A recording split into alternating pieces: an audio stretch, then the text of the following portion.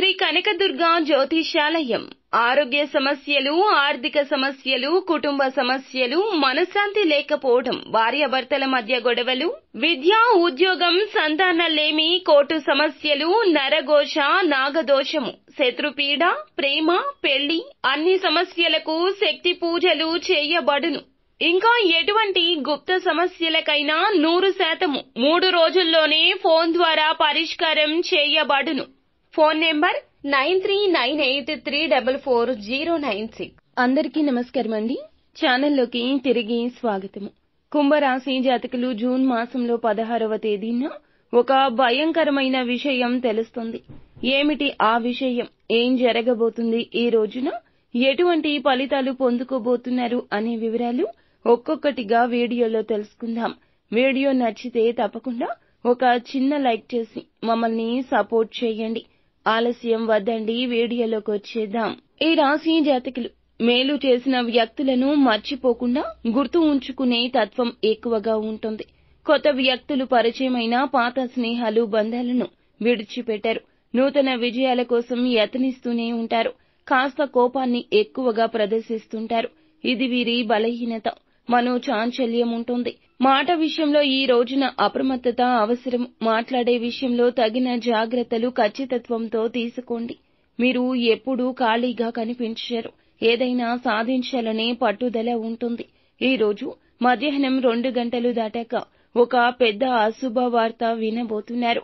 ఏ ఆదాయ మార్గం ద్వారా డబ్బు వస్తుందో దానికి సంబంధించిన ఒక భయంకరమైన వార్త రాబోతుంది. ఉద్యోగ పరంగా కానీ, వ్యాపార పరంగా కానీ, మీరు ఉన్న రంగాల్లో ఏ విధమైన వార్త అయినా కావచ్చు, ఒక కీలక ఆదాయ మార్గం త్వరలో మూసుకుపోబోతుంది. అశ్రద్ధ వహించొద్దు. జాగ్రత్తలు తీసుకోండి. కుల వృత్తులు చేస్తున్న వారు అయినా సరే, ఎటువంటి వ్యాపారాలు చేస్తున్న వారికైనా సరే, ఉద్యోగాలు చేస్తున్న వారు అయినా సరే, ఈ రోజున జాగ్రత్త తీసుకోండి. మీరు మాట్లాడే విషయంలో, చేతల విషయంలో, తీసుకునే నూతన నిర్ణయాల విషయంలో మీరు చాలా జాగ్రత్తగా ఉండండి. ఇక ధనం విషయంలో, పెట్టుబడుల విషయంలో కూడా అప్రమత్తంగా ఉండండి. ₹1 పెట్టుబడి పెట్టినా కూడా అది నష్టం కిందకే జమ అయిపోతుంది. ఇక లక్ష్మీదేవి యొక్క అనుకూలత లేదు కాబట్టి డబ్బు విషయంలో అప్రమత్తత అవసరము.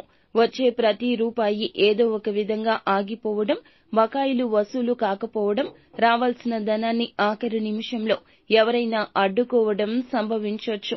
ఈ విషయం తెలుసుకుని ఈ రోజున దుఃఖ సాగరంలో మునిగిపోతారు. మానసిక అశాంతి చెలరేగుతుంది.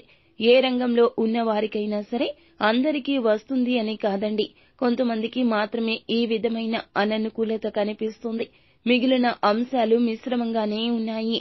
వ్యాపార జీవితం గురించి ఒక కీలక ఆలోచన చేస్తారు.